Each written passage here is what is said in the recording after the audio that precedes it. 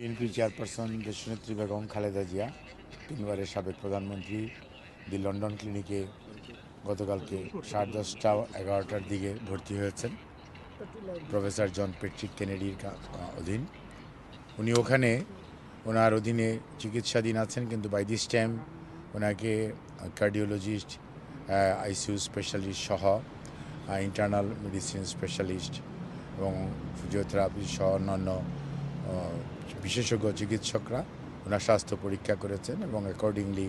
ওনার স্বাস্থ্য পরীক্ষার কিছু নিরীক্ষা করার জন্য অ্যাডভাইস করেছেন। সে অনুযায়ী কিছু পরীক্ষা নিরীক্ষা শুরু করেওছে এবং আমরা আশা করছি হয়তো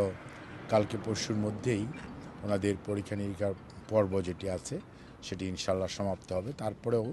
যেহেতু উইকেন্ড গেল, লং উইকেন্ড গেল, অনেকেই এখনও বেশ কয়েকজন কনসালটেন্ট এখনও অন লিভ আছে, কাজে ওনারাও আসবেন, ওনাকে দেখবেন, দেখে পরবর্তীতে ওনার স্বাস্থ্যের পরবর্তী চিকিৎসা পদ্ধতি কী ধরনের হবে সে ব্যাপারে ওনারা সিদ্ধান্ত জানাবেন এবং সে অনুযায়ী ওনারা সুপারিশ করবেন। এবং আমাদের বাংলাদেশ থেকে আসা মেডিকেল বোর্ডের সম্মানিত সদস্যরা ওনারাও সবাই আছেন এবং ওনারাও ওনাদের সাথে বসে আলোচনা করে চিকিৎসা পদ্ধতির যে পরবর্তী ট্রিটমেন্টের ধাপ কোনটা হবে এবং ওনার শারীরিক অবস্থা বর্তমানে কী অবস্থায় আছেন সেটা ওনারা পর্যবেক্ষণ এবং আলোচনা পরামর্শ করছেন। আর আমাদের দলের ভারপ্রাপ্ত চেয়ারম্যান জনাব তারেক রহমান সাহেব, ওনার সহধর্মিণী ডক্টর জুবাইদা রহমান, ওনার ছোট ছেলে মরহুম আরাফাত রহমান কোকর, সহধর্মিণী ডক্টর বেগম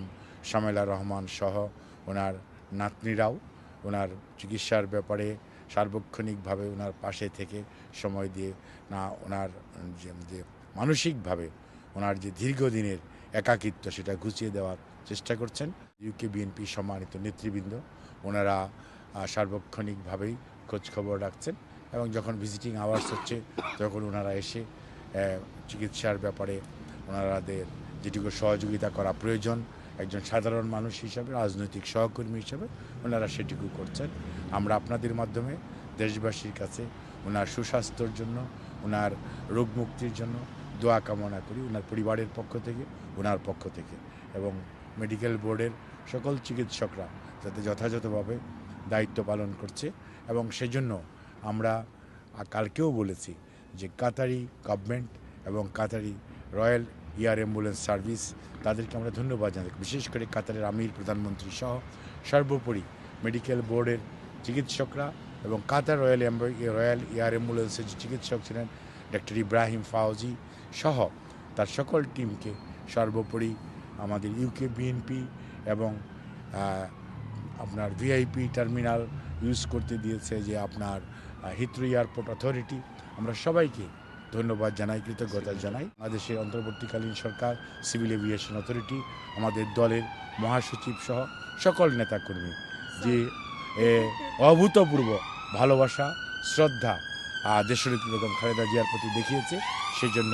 উনি এবং ওনার পরিবার দেশবাসীর প্রতি কৃতজ্ঞ। ধন্যবাদ।